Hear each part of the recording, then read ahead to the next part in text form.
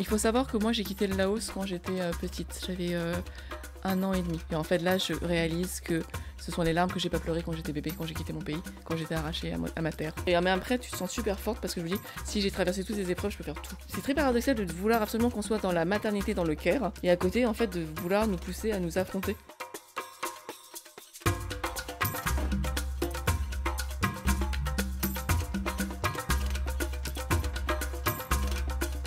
Bonjour à toutes et à tous et bienvenue dans cet épisode one-to-one en toute intimité avec Boulam Souk que vous avez découvert pendant l'épisode sur le non-désir de maternité ou la non-maternité. Au passage, pensez à vous abonner, commenter, on continue la discussion en commentaire. Est-ce que tu peux du coup te présenter et te définir en 3 mots? Alors 3 mots ça va être compliqué, mais I know.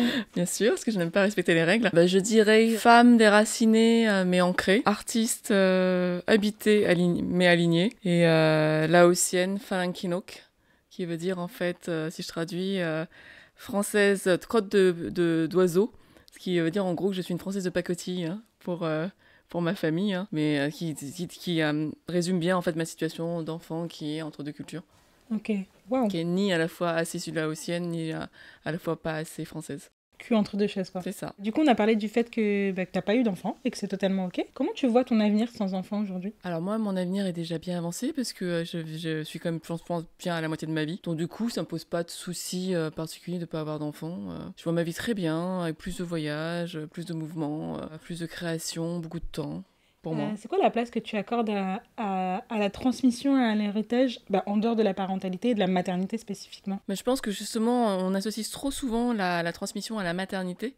Et je peux le comprendre parce que j'ai plein d'amis qui sont mises à vouloir transmettre lorsqu'elles sont devenues mamans. C'est des récits que j'entends souvent, sinon elles ont conscientisé des choses lorsqu'elles sont devenues mères. Et moi, j'ai pas eu ce passage-là, quelque part par mon métier, comme je suis artiste, parce que je travaille beaucoup sur l'humain et sur l'aliénation sociétale dans laquelle il est. Mon œuvre quelque part transmet des choses, elle restera après moi aussi, donc du coup j'ai pas ces problèmes aussi d'avoir une descendance parce que mes œuvres resteront après ma mort. Et à côté j'enseigne aussi, j'enseigne pas, c'est pas mon cœur de métier du tout, mais je donne des ateliers pour enseigner et pour faire fabriquer des films à des gens. Est-ce que tu peux nous raconter c'est quoi ton meilleur souvenir?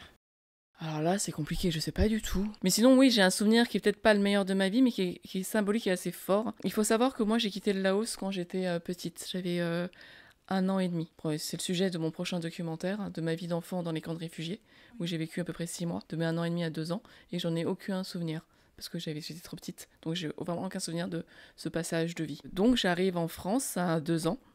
Il m'a fallu 20 ans pour pouvoir retourner au Laos. Pour des raisons politiques, parce qu'en fait notre nom était blacklisté, on ne pouvait plus retourner au Laos. Et donc 20 ans plus tard, on y retourne, et là on y retourne avec toute ma famille. Moi j'y reste que 6 semaines, parce que je devais rentrer en France pour repasser des examens. Et donc du coup, je prends l'avion seul, et quand l'avion décolle, quitte donc le sol, le Laos, je me mets à pleurer. Mon corps pleure. Je pleure des tonnes de larmes.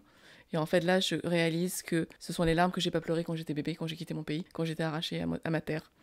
Mais oui, c'était un souvenir très fort parce que c'est un souvenir très organique. Comme je te disais, j'aime beaucoup travailler tout ce qui est organique dans mon travail aussi d'artiste.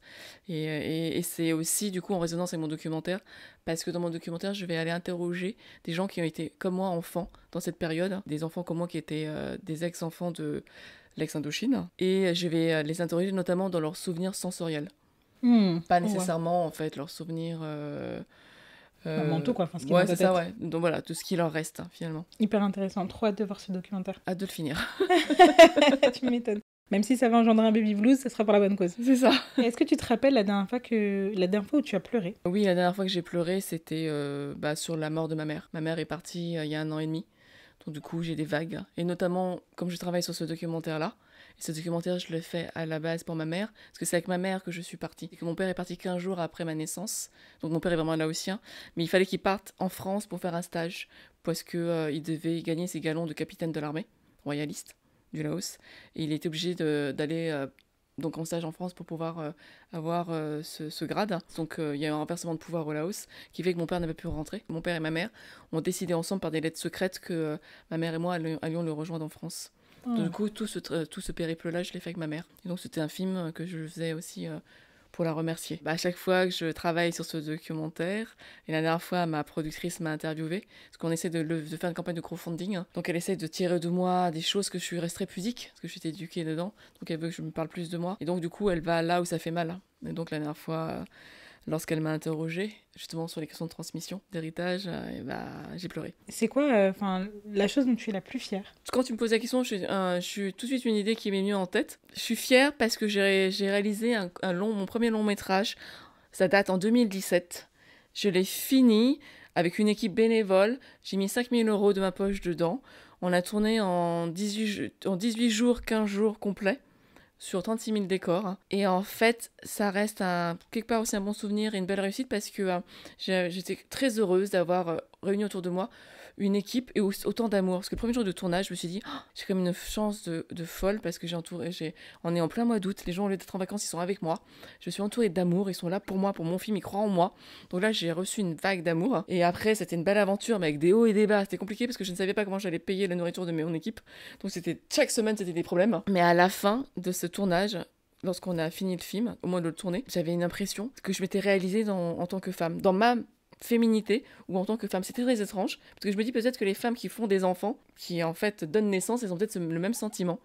Et moi, j'ai eu le sentiment de m'être vraiment concrétisée quelque part ou réalisée en tant que femme à ce moment-là, parce que je me suis dit, ce film, je l'ai fait que pour ma gueule. Parce que à ce moment-là, j'étais plus avec mon mec. Bon, de toute façon, j'étais trop âgée pour avoir des comptes à rendre à ma famille. Et j'étais très heureuse, en fait. Je me suis dit, waouh, je l'ai fait pour ma gueule, quoi. Je l'ai fait pour moi, je l'ai réussi, je l'ai mené jusqu'au bout. Voilà, donc j'étais hyper contente. Ouais, quoi, c'était fort, même si après j'ai galéré, parce que après, comme j'avais pas d'argent, j'avais personne pour le monter, et je me suis retrouvée 3 ans plus tard à le monter toute seule pendant le confinement. Donc c'est pour ça que tu viens, c'est à la fois beau mais douloureux. Ouais, je comprends. Du coup, j'ai engendré dans la douleur, et mais après, tu te sens super forte, parce que je me dis, si j'ai traversé toutes ces épreuves, je peux faire tout. C'est clair, c'est beau, hein. Ouais, donnez-moi 10 millions, je vous fais un film, merde. Ouais, c'est ce qu'on dit à chaque fois, donnez-nous la thune, rien, donnez-nous l'argent, vous allez voir. Et avec tout ce que j'ai traversé, tout ce que j'ai fait, comme je menais toute seule à bien...